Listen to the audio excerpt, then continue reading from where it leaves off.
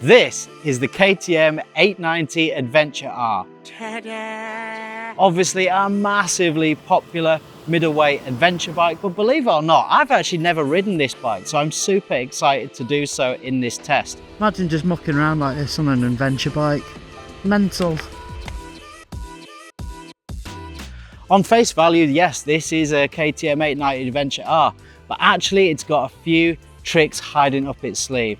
First off, it's got the WP Pro forks fitted to it at a massive cost of £2,888. It's also complementing that with the WP Pro shock as well, costing another £1,500. So this is no regular 890 Adventure R, this is a souped up model, and therefore I am super excited to put it through its paces, which we're going to be doing off-road and on-road. So without further ado, we're going to give it some of that and see how she gets on. The first point of call was to head off-road.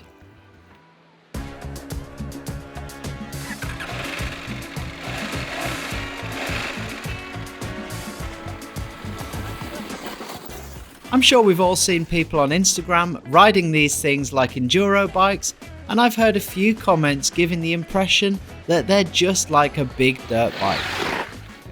Well, I ride enduro most weekends and I can tell you it's nothing like an enduro bike.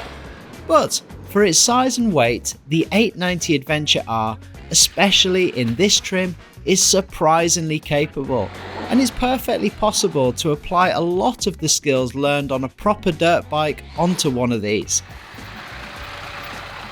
As soon as I got off-road, I immediately found myself growing in confidence. The step off onto the beach that started as a little step got higher and higher until it was a pretty decent height. Landing a 210 kilo plus bike onto soft sand was actually not too bad. Jumping it was also perfectly fine. A few hill climbs, no problems. The 890 Adventure R is seriously confidence inspiring. I suspect the only time its sheer mass will rear its ugly head is when you get a bit too cocky and it either ends up on top of you or in some impossible situation that you struggle to get it out of. Get some momentum. There's rocks flying everywhere. Specifically, I love the way that the bike is balanced. It bears its weight really well, making technical off-road work much more doable than you'd ever imagine. I like that the new 890 engine has become much more stall resistant in comparison to the old 790 Adventure R plants that I tried a few years ago. The little step up climb that I do here was made possible by this stall resistance.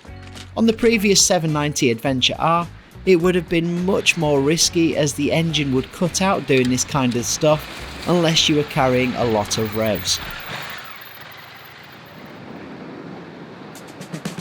Another thing I love is the electronics and how in rally mode a great off-road setup is perfectly possible.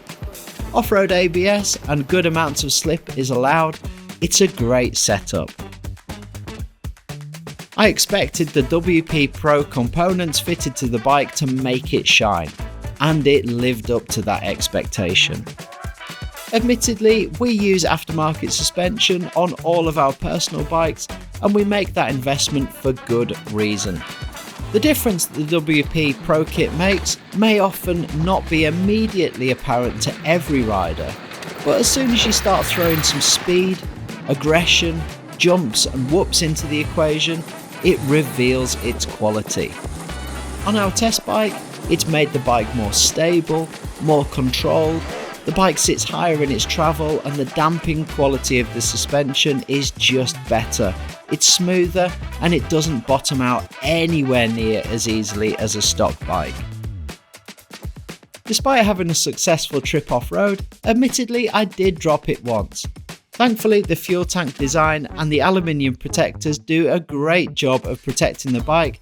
It's a really functional design and is highly appreciated. In an off-road setting, the 890 Adventure R is the best adventure bike I've ever ridden, and therefore well and truly gets my stamp of approval.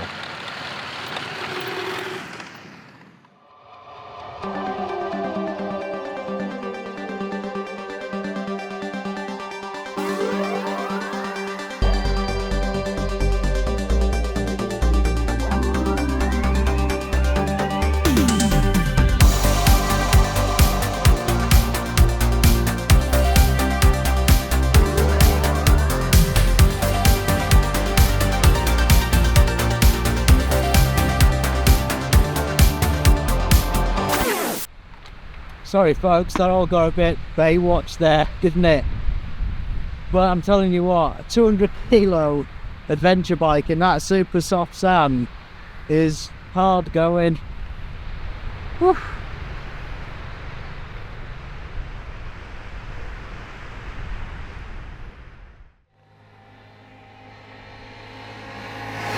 So the bike more than proved itself in the off-road terrain we put it on.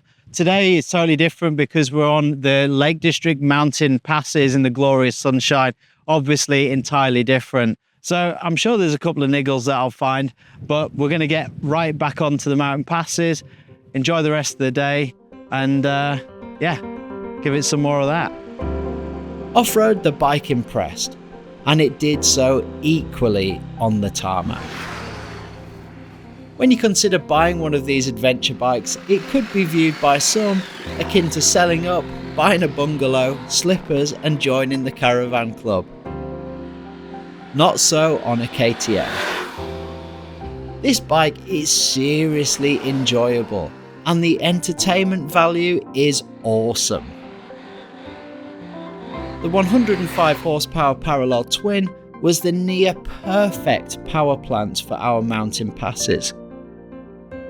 With elastic light grunt spitting me out of one sharp corner to the next. It's gutsy, it's playful, smooth and a joy to ride.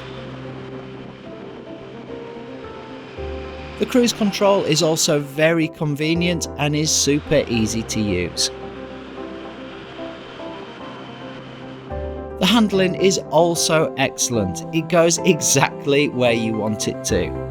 You can really hustle the bike and ride it like you would any performance machine.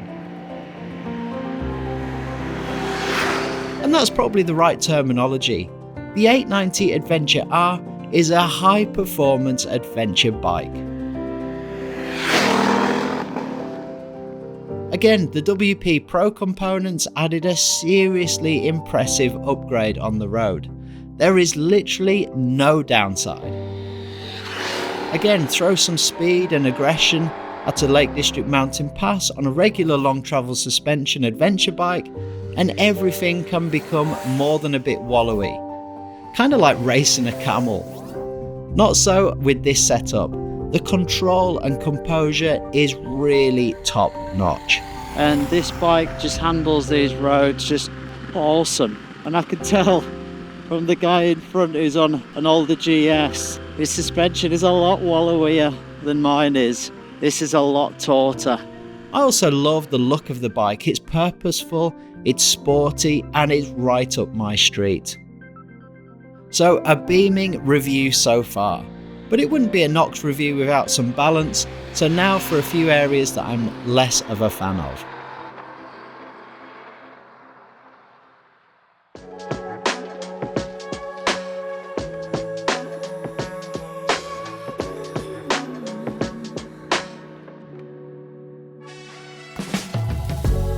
Firstly, the brakes. There is loads of stopping power, and again, I really love the Bosch ABS, but for me they're a bit too sharp and a bit too grabby.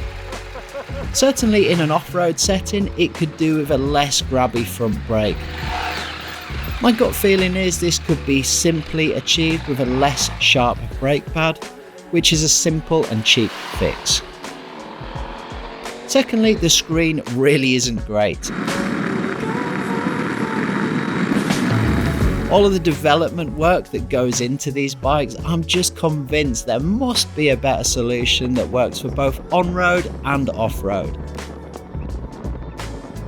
To be considered for serious long mile adventuring, something would have to be done to improve the protection and wind buffeting. Thirdly, the elephant in the room, that is the ongoing quality concerns regarding these bikes with this engine platform. Personally, I don't know enough about the issue to really comment, only that it would be a consideration to any buyer. More than that, I can't comment, but on our test bike at least, the 890 Adventure R was perfectly reliable, and honestly speaking, every 790 or 890 derived bike that I have ridden personally has been too.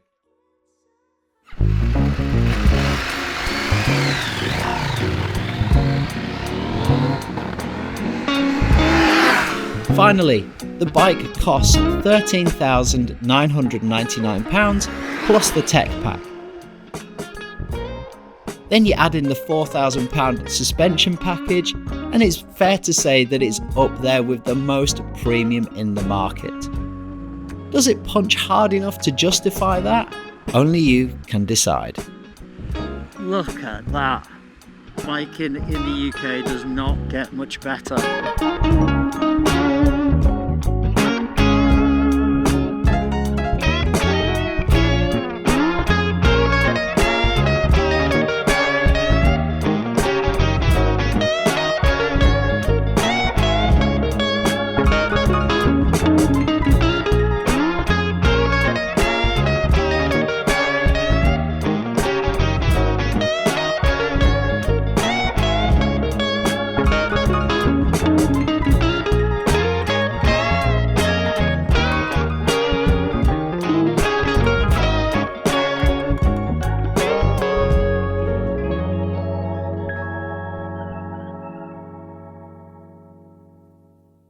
Action!